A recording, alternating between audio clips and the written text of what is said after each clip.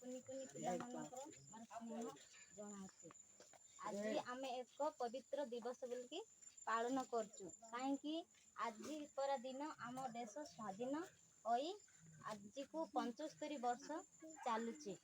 ଆଉ ଆଜି ଆମେ ଏଇ ସ୍ଥାନରେ ଠିଆ ହେଉଛୁ ବୋଲେ ଏଇ ମହାତ୍ମା ଗାନ୍ଧୀ, ଇନ୍ଦିରା ଗାନ୍ଧୀ ଆଉ ସୁଭାଷ ଚନ୍ଦ୍ର ବୋଷ, ଡକ୍ଟର ଅମ୍ବେଦକର ଏବଂ ଏମିତି ବଡ଼ ବଡ଼ ନେତାମାନେ ଆମ ଦେଶକୁ ସ୍ୱାଧୀନ ଆଣିଥିଲେ। ସେଥିପାଇଁ ଆମେ ତାଙ୍କୁ ସ୍ମରଣ କରି ବା ମନେ ରଖିବା ପାଇଁ ଏମିତି ପ୍ରତିବର୍ଷ ଅଗଷ୍ଟ 15 ତାରିଖ ଦିନ ଆମେ ପାଳନ କରିବା। ଆମେ ସ୍କୁଲ ନ ଗଲେ ମଧ୍ୟ ଆମେ କାହିଁକି ବୋଲେ ପରାଧୀନ ନେଇକି ଥିଲୁ ଆଙ୍କେ କେତେ ଲଢ଼ିକି ଆମ ଦେଶକୁ ଆନ୍ଦୋଳନ କରିକି ଆଣିଲେ। ସେଥିପାଇଁ ଆମେ ନିଜ ଏବେ ସ୍ୱାଧୀନ ହୋଇ ଯେଉଁ ସ୍ଥାନରେ ବି ଯାଇପାରୁଛୁ।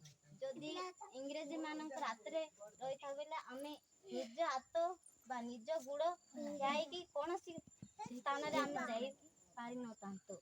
ସେଥିପାଇଁ ଆମେ ନାଇଁ ମୁଁ ପାଠ ପଢ଼ୁନି, ମୁଁ କାହିଁକି ଯିବି, ଏଇଟା ଯାକ ନାହିଁ। ସବୁ ପିଲା ଯାକ ପାଠ ପଢ଼ିବା ପାଇଁ ବୋଲିକି ଆମେ ଚେଷ୍ଟା କରିବା।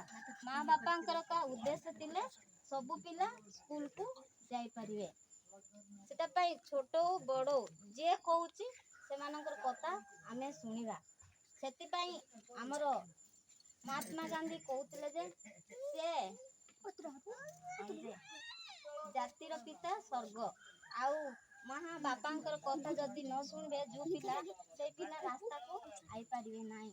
ସେଥିପାଇଁ ମୁଁ କହୁଛି ଆଜି ଏଇ ଅଗଷ୍ଟ 15, 1947 ମସିହା ଅଗଷ୍ଟ 15 ତାରିଖ ଦିନ ଆମର ଦେଶ ସ୍ୱାଧୀନ ହୋଇଥିଲା।